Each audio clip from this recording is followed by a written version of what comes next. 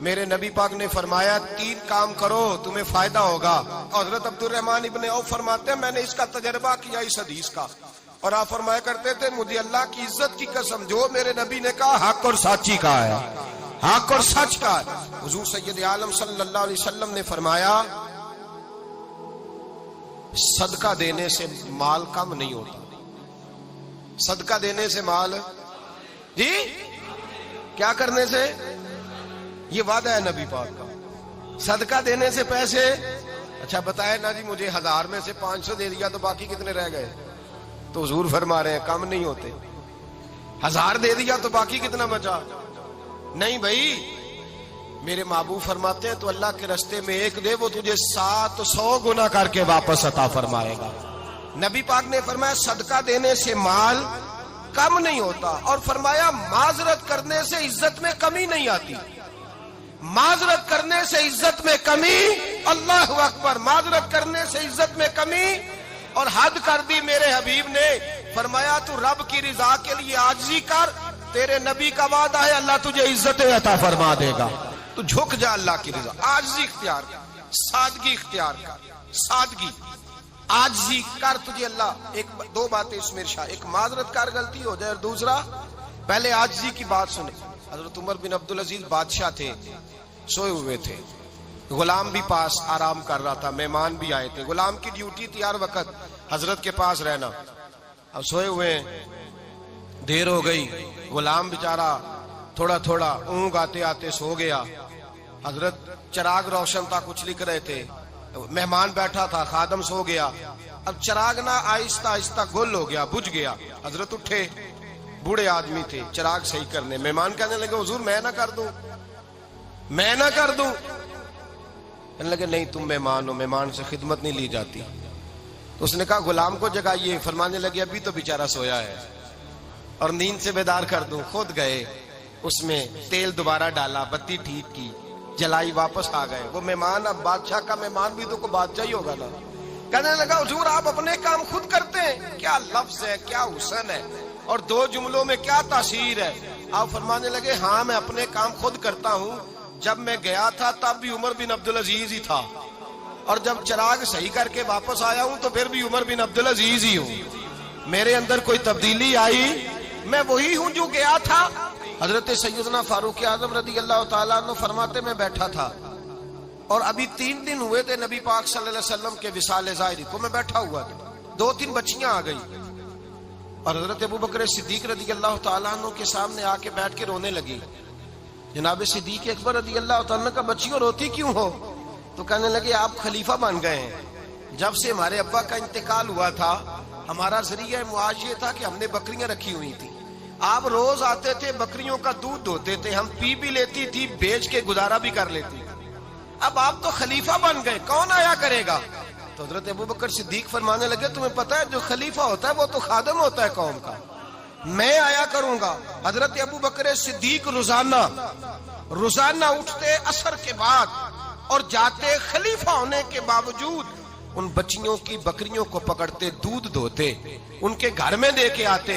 حضرت فاروق اعظم جب بھی دیکھتے تو کہتے ابوبکر تو پیچھے آنے والوں کے لیے رستہ بڑا مشکل کر رہا ہے, بڑا مشکل کر رہا ہے. جگر راہ وفا میں نقش ایسے چھوڑ آیا ہوں, میں جس منزل سے گزرا ہوں وہ اب تک یاد کرتی ہے. حضرت سلمان فارسی رضی اللہ تعالیٰ عنہ صوبے کے گورنر تھے, سادہ سا لباس پہن کر, سادہ سا, بس اسٹاپ پہ کھڑے تھے, جہاں سے لوگ اندر داخل ہوتے تھے, جہاں سواریاں باندھی جاتی تھی, آج ہم اپنے زبان میں اسے بس اسٹاپ کہتے. باہر کھڑے تھے, کوئی مہمان آ گیا کسی کا, اس نے دیکھا سادے سے کپڑے ہیں, خستہ سی حالی ہے, اس نے سمجھا کوئی کلی ہے شاید, معاذ وہ ملازم ہے. کہنے لگا خادم ادھر آؤ, ادھر آؤ. آپ قریب گئے, کہنے لگے میرا سامان اٹھاؤ. امام غزالی فرماتے ہیں جب تو علم پڑھنے بیٹھتا ہے تو یہ بھی خیال کرنا تیرے اندر تکبر کا بوٹا نہ لگ جائے, عاجزی اختیار کرنا. عاجزی, سر پہ رکھا ہوا ہے سامان. حضرت سلمان فارسی نے, گورنر صاحب نے, اس آدمی کا, مہمان کا سر پہ سامان رکھا اور جا رہے. سنو اور غور کرو. جب جا رہے تھے جو آدمی بھی ملتا, گورنر صاحب ہمیں دے دے.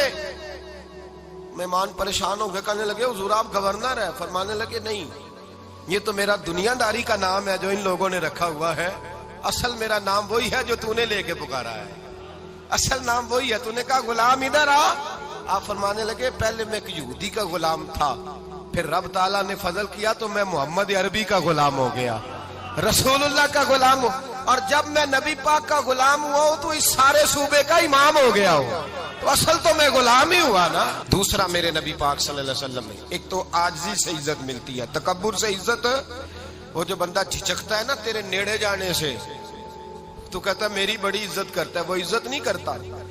شیر کی عزت ہوتی ہے کہ خوف ہوتا ہے؟ بولے نا، تو نہیں نہ ڈر لگتا ہوتی کو۔ شیر کا کیا ہوتا ہے؟